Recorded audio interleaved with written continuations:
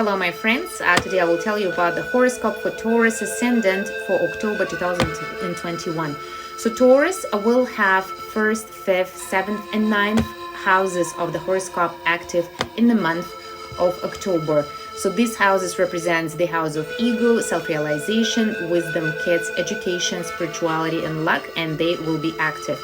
Now the Venus, which is the ruling planet of Taurus, is the planet of creativity, talents, taste, relationships, will be in the 6th house of the horoscope, which represents sports, physical body, represents the ability to tolerate difficulties and to overcome them. And then Venus will be gradually moving into the 7th house of marriage and relationships. So what does it mean for Taurus? That position in the 6th house of Venus will allow doing sports and taking care of your health with pleasure and creativity. Also will allow to resolve conflicts or different issues that have been sitting there with also pleasure and creativity. Why? Because Venus, it's a planet of talents, creativity, pleasure and harmony. Now Venus and Mercury conjunction in the 6th house of the horoscope will give lightness in conflicts resolution, ability to make peace. Mercury will be in a retrograde motion, which will give the ability to reassess your romance, communicate with others with more love and care. Also, this position is very good for doing service for other people and help them in their way, for example, to take care of themselves, or if they have any issues that you can maybe help them through the communications. Once Venus moves into the 7th house of marriage and relationships and connects there with Ketu, it will help to reveal hidden talents which Venus represents, including intuition, ability to love unconditionally, enjoy harmony in marriage or partnership, in dealings with other people. Now let's speak about the 5th house of the horoscope. Mars, Sun and Mercury in a retrograde motion will be sitting in the 5th house of the horoscope, which represents kids, joy, entertainment, talents, intelligence, spiritual practice and mantra meditation. It's also a house of goodness. It represents things that we bring from the past lives in the form of goodness and that we can use for the childbirth, for our personal development and for our wisdom. Now the position when Mars, Sun and Mercury are sitting in the 5th house, it will give energy because Mars represents energy, Sun represents strength and vision, wisdom, and Mercury represents the intelligence.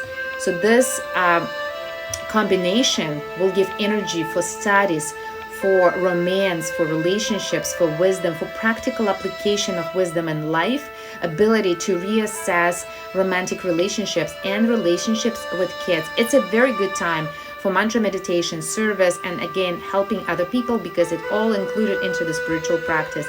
Being more with your kids will help you to understand them better, and it's also a very good time for you for education, for self-development, self-understanding and self-improvement.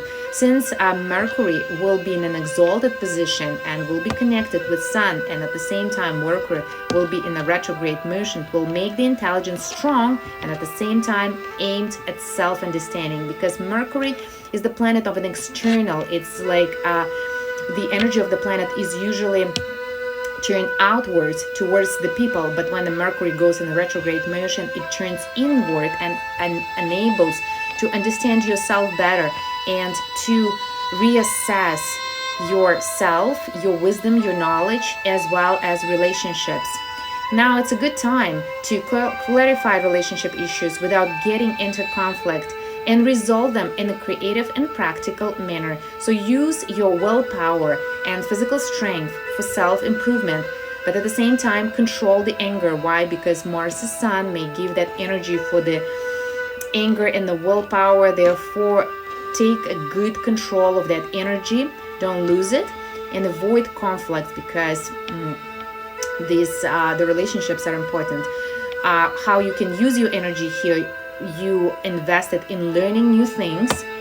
You may take classes, you may invest it into wisdom, and it's a very good time to read spiritual books, to do mantra meditations that will help you to increase your goodness potential in life. Now it's a good time.